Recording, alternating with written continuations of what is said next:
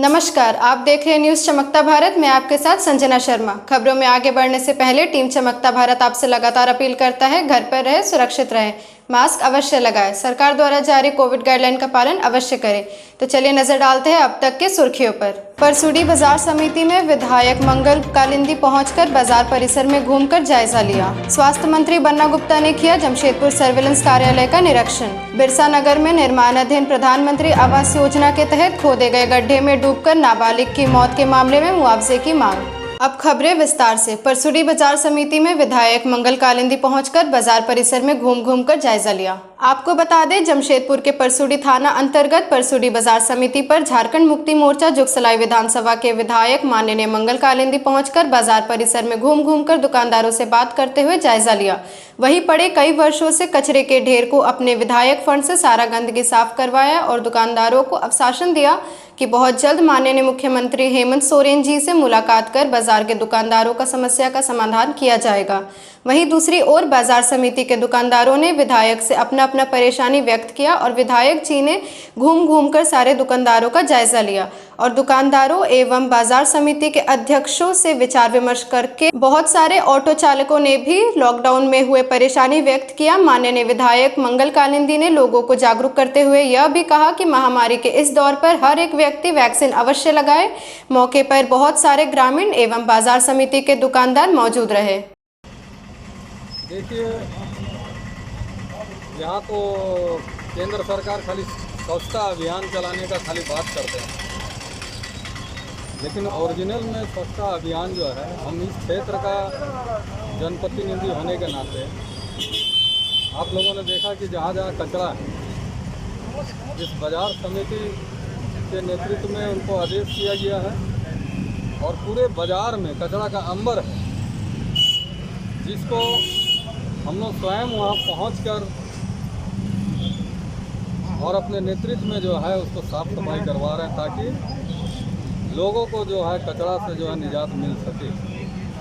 और इससे पहले भी हमें लगता है कि ये कचरा, हमको लगता है कि बहुत साल पुराना कचरा सब जमा हुआ है, कम से कम नहीं तो 15 साल से भी पहले से हमको लगता है कि कचरा वहाँ जमा है, लेकिन कोई देखने वाला नहीं है। लेकिन बाज़ार के दुकानदारों का जो सूचना हमको मिला, उसके आधार पर हमने यहाँ के बाज़ार समिति को जो है आदेश किया और कल से युद्ध स्तर पर जो है पूरा साफ सफाई चल रहा है। और हमारे राज्य के माननीय मुख्यमंत्री हेमंत सोरेन जी के नेतृत्व में जितने भी उसके विधायक हैं क्षेत्र के,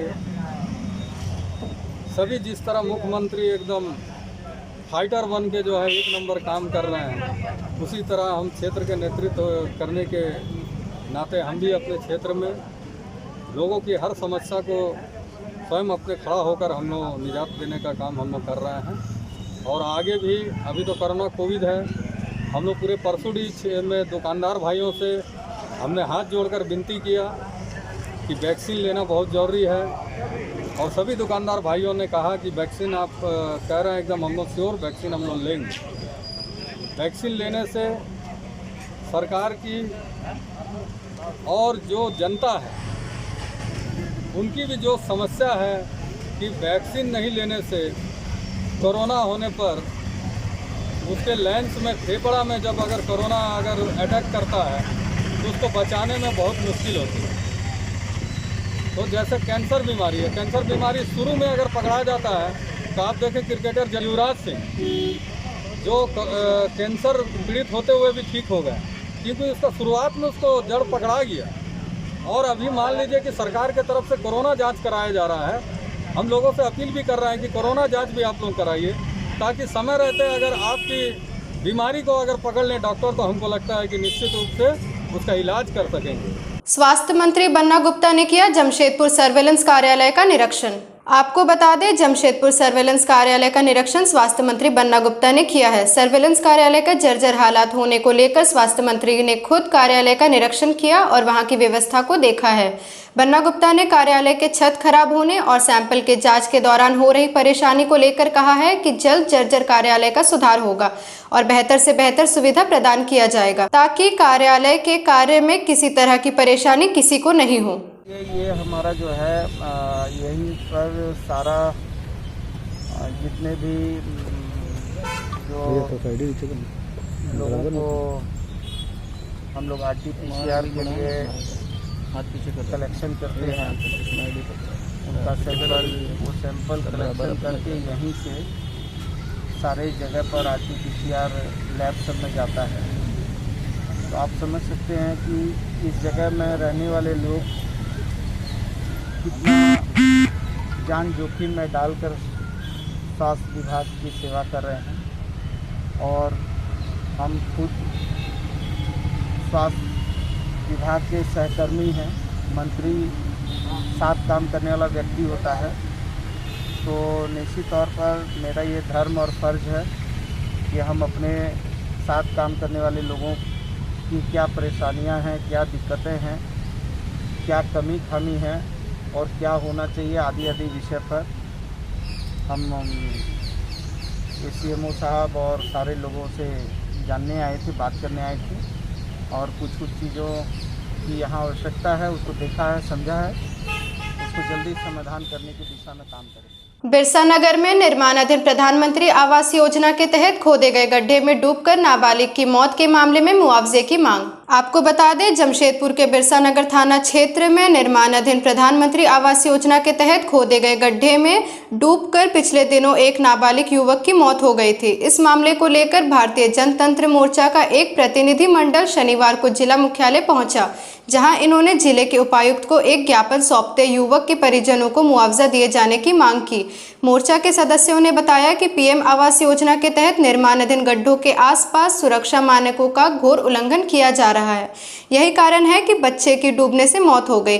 ऐसे में जिला प्रशासन की ओर से मृतक के आश्रितों को सरकारी स्तर पर मुआवजा मिलनी चाहिए। बैकुंठ नगर में बच्चा जो प्रधानमंत्री आवास योजना के तहत गड्ढा खोदा गया था, उसमें पानी भर जाने के कारण बच्चा अचानक गया, उसमें डूब गया और उसकी मृत्यु हो गई। विष्णु राहा की मृत्यु हो जाने के बाद भारतीय जनतंत्र युवा मोर्चा के हमारे जिला के महामंत्री, वहाँ के मंडल अध्यक्ष चंद्रशेखर राव, इन लोगों ने वहाँ जा कर के उस परिवार से मिला, गरीब परिवार से, और आदरणीय सरजू राय जी हमारे जो विधायक हैं क्षेत्र के, उन्होंने काफ़ी गंभीरता से इस बात को युवा मोर्चा और हमारे मंडल अध्यक्ष की बात सुनी और उन्होंने कहा है कि DC को अविलंब भारतीय जनतंत्र युवा मोर्चा के माध्यम से ज्ञापन देने जा रही है DC को, ताकि उस परिवार को मुआवजा मिल सके, राहत मिल सके और जो वहाँ जिसके कारण वो बच्चा मरा है उस पर आवश्यक कार्रवाई की जा सके, कानूनी कार्रवाई की जा सके। इस मुद्दे को लेकर के हम लोग DC ऑफिस में आए। नाबालिग प्रेमी जोड़े ने ट्रेन से कटकर दी जान। 10वीं कक्षा में पढ़ते थे प्रेमी युगल, मृत युवती ग्राम प्रधान की पुत्री। आपको बता दें, सरायकेला थाना अंतर्गत बीरबांस रेलवे ट्रैक पर नाबालिग जोड़े का शत विशत शव मिलने से सनसनी फैल गई। शव की सूचना मिलते ही रेलवे पुलिस मौके पर पहुंची और सरायकेला थाना को सूचना दिया, जहां सरायकेला थाना पुलिस मौके पर पहुंच दोनों शवों को अपने कब्जे में लेकर पोस्टमार्टम के लिए भेज दिया।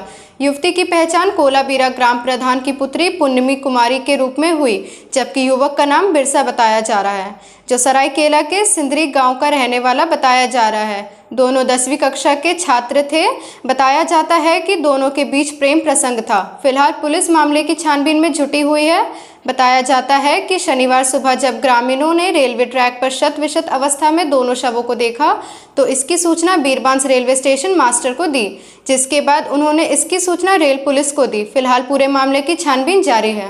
My country is my family द्वारा स्वास्थ्य मंत्री से सब्जी, राशन विक्रेता और ऑटो ठेला चालकों को कोविड वैक्सीन पहले दिए जाने की मांग। आपको बता दें, आज सामाजिक संस्था my country is my family द्वारा स्वास्थ्य मंत्री बन्ना गुप्ता से मिलकर उन्हें एक ज्ञापन सौंपा गया, जिसमें सब्जी, राशन विक्रेता, ऑटो ठेला चालकों को कोविड वैक्सीन पहले दिए जाने की मांग की।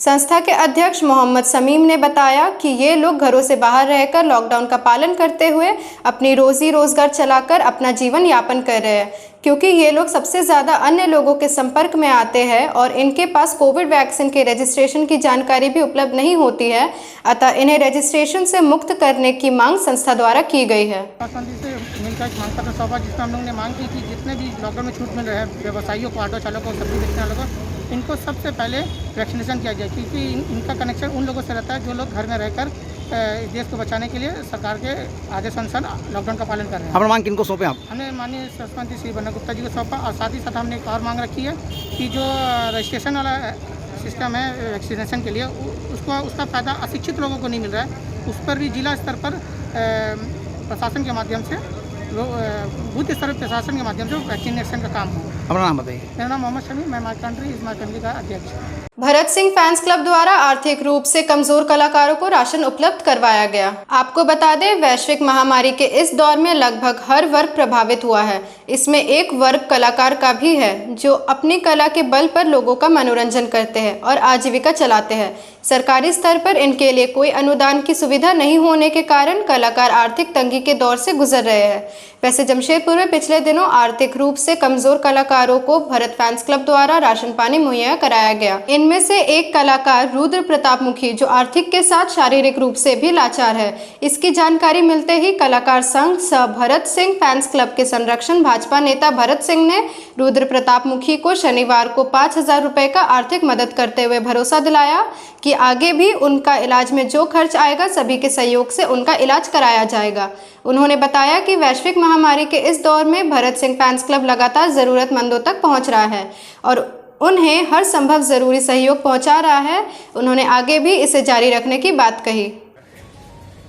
कलाकार साथी हैं रुद्र प्रताप मुखी जी, जिनको विगत दिनों मैंने जब कलाकार साथियों को इस कोरोना काल में राशन वितरण में कर रहा था तो मुझे पता चला कि उनके आँख में भी कुछ प्रॉब्लम है, जिसके तहत उन्हें आर्थिक रूप से जो है वो कमज़ोर है और इलाज कराने में अक्षम है। तो मैंने उस दिन उनसे कहा था कि मुझसे जो हो पड़ेगा तो मैं उनको मदद करूंगा, जिसके तहत आज मैं उन्हें 5,000 रुपये आर्थिक मदद जो है उन्हें किया हूं और निश्चित रूप से आगे भी उन्हें क्या इलाज के लिए होगा हम सभी लोग देखेंगे। भरत सिंह वेलफेयर ट्रस्ट के जितने भी सदस्य हैं ये सभी लोग मिलजुल कर उनका इलाज कराएंगे। साथ ही साथ उनको फिर से आज मैं राशन मुहैया करा रहा हूँ ताकि उनके जीवन बचर में कोई दिक्कत ना हो। मैं कलाकार संघ का मुख्य संरक्षक भी, उस नाते भी हम सभी लोगों की जिम्मेदारी जवाबदेही कि समाज में कोई भी व्यक्ति आर्थिक रूप से जो कमज़ोर है तो किसी भी तरह से कष्ट में ना हो। आप लोगों के माध्यम से मैं आम आवाम से भी अपील करता हूं कि जिससे जो बन पड़े तो ऐसे लोगों को आप देखिए, चूँकि कलाकार आज बेहाल है, कोई कार्यक्रम नहीं हो रहे हैं और आने वाले समय में अगर 2-3 महीने और भी इनके कार्यक्रम नहीं हो तो सब लोगों को मदद करें। बहुत बहुत धन्यवाद। किताड़ी चर्च में वैक्सीनेशन कैंप लगाया गया। आपको बता दें, जमशेदपुर के परसूडी थाना अंतर्गत किताड़ी चर्च पर वैक्सीनेशन कैंप लगाया गया, जहां पहुंचे ग्रामीणों ने जागरूक होते हुए वैक्सीन का पहला एवं दूसरा डोज लिया। जहां कोरोना महामारी का प्रकोप तेजी से फैल रही है, वहीं युवा पीढ़ी एवं ग्रामीण ने वैक्सीन लगवाकर कोरोना के चेन को तोड़ने में लगे हुए हैं, जिसमें कई सारे ग्रामीण, बुजुर्ग, महिला एवं पुरुषों ने कोविशील्ड वैक्सीन पहला एवं दूसरा डोज लिया। इसकी सारी जानकारी समाज सेवक मनोज मुर्मू ने दिया। मौके पर उपस्थित कई सारे ग्रामीण मौजूद रहे। ये आज जो हम लोग का कोवैक्सीन का यहाँ कैंप लगाया गया है और ये दूसरा कैंप है और आज का जो कैंप है इस कैंप में कोवैक्सीन का दूसरा डोज दिया जा रहा है। अभी तक कितने वैक्सीन आप लोग यहाँ पे लाए? अभी टोटल यहाँ पर 150 वैक्सीन आया हुआ है, 150, और अभी तक 60 वैक्सीन ऑलरेडी दे चुके हैं। अभी समय बाकी है, लोग आ रहे हैं। अभी तक जो ये क्या पार्टी के तरफ से है या सार्वजनिक है वैक्सीन? ये जो हो रहा है सार्वजनिक है, सभी के लिए है, कोई पार्टी सभी के लिए, कोई भी आ सकता है। अब अपना ज़रा परिचय बताइए। तो मेरा नाम मनोज कुमार मुर्मू, एक समाज सेवक हूँ, किताड़ी। नदी में तैरता मिला अज्ञात व्यक्ति का शव, क्षेत्र में सनसनी। आपको बता दें, सरायकेला जिला के कपाली ओपी क्षेत्र अंतर्गत न्यू ब्रिज के नीचे नदी किनारे शनिवार दोपहर एक अज्ञात व्यक्ति का शव नदी में तैरता हुआ पाया गया। इसके बाद आसपास क्षेत्र में सनसनी फैल गई। प्राप्त जानकारी के अनुसार शनिवार दोपहर स्थानीय एक व्यक्ति नदी में स्नान करने गया था, तभी उसने शव को तैरता हुआ देखा। इधर स्थानीय लोगों द्वारा शव मिलने की सूचना कापाली पुलिस को दी गई, जिसके मौके पर पहुंची पुलिस ने कड़ी मशक्कत के बाद शव को नदी से निकाला। शव देखने से प्रतीत होता है कि किसी अधेड़ व्यक्ति का है और काफी दिनों से नदी में पड़ा है। इधर पुलिस द्वारा मामला दर्ज कर अनुसंधान किया जा रहा है। पेट्रोलिंग में थे तो हमको सूचना मिला कि एक अज्ञात व्यक्ति का पुल के नीचे जो है से डेड बॉडी है, तो उसको सत्यापन करने के लिए हम यहाँ आए। बात सही निकला, उसके फिर बड़ा बाबू को हम फ़ोन किया कि सत्यापन किए, जिसमें बात सही है। एक डेड बॉडी जैसे कि पानी में तैर रहा है नदी के किनारे, और उसके बाद फिर आगे के काम जो है हम लोग कार्रवाई शुरू कर दिए। साक्षी बाजारों में हो रहा है खुलेआम लॉकडाउन का उल्लंघन। आपको बता दें, साक्षी बाजार में आज लॉकडाउन का खुलेआम उल्लंघन होते देखा गया। कोरोना के प्रकोप के बावजूद लोग बाजार में भीड़ जमा किए दिखे। वे कोरोना के भय से मुक्त खरीदारी करने में व्यस्त है। लोगों को शायद इस बात की जानकारी नहीं है कि ऐसा करने से वे अपने साथ साथ अपने परिवार की भी जान खतरे में डाल रहे हैं। लोगों में जागरूकता की कमी साफ देखी जा रही है। मानगो के पब्लिक वेलफेयर स्कूल में चल रहे कोविड आइसोलेशन सेंटर के समापन के बाद वॉलंटियर्स, डॉक्टर्स और नर्स की टीम का हौसला अफजाई करते हुए उन्हें सम्मानित किया गया। आपको बता दें, मानगो के पब्लिक वेलफेयर स्कूल में चल रहे कोविड आइसोलेशन सेंटर के समापन के बाद संस्था रियल इंडिया फाउंडेशन के द्वारा Azad Nagar welfare isolation centre में काम कर रहे वॉलंटियर्स, डॉक्टर्स और नर्स की टीम का हौसला अफजाई करते हुए उन्हें सम्मानित किया गया। संस्था के संस्थापक नूर अहमद ने कहा कि Azad Nagar welfare isolation centre में काम करने वाले हर एक इंसान मुबारकबाद के पात्र है, जिन्होंने मिलकर इतने बड़े काम को अंजाम दिया। जिस तरह कोरोना काल में रात दिन एक करके लोगों तक मदद पहुंचाई है, वह काबिले तारीफ है। सम्मानित किए गए लोगों में मुख्य रूप से मौजूद थे Azad Nagar welfare isolation centre के काशिफ रज़ा खान, मोहम्मद अजहरुद्दीन, खालिद इकबाल, अंसार हुसैन, अब्दुल जावेद, इरफान आलम, मोहम्मद जैद, मोहम्मद इसार अहमद एवं अन्य मौजूद थे। पहले बतौर रियल इंडिया फाउंडेशन के सदस्य होने के नाते आप तमाम लोगों का जो इस वक्त यहाँ मौजूद है, आप सभी लोगों का शुक्रिया अदा करूँगा जो आप सभी ने इतना कीमती वक्त देकर इस प्रोग्राम को कामयाब बनाया। और साथ ही साथ हमारे डॉक्टर जानजेब, डॉक्टर एमएन इस्लाम और नर्सेस की जो टीम है और सारे volunteers, Azad Nagar welfare isolation centre के सारे वॉलंटियर्स से मैं तहे दिल से शुक्रिया अदा करूंगा, जिन्होंने पिछले एक महीने में दिन रात एक कर कौम और समाज का खिदमत किया है। अल्लाह हमारे इस काम को कबूल करे और आइंदा आने वाले वक्त में भी इसी जज्बे के साथ हमें कौम की खिदमत करने की तौफीक दे।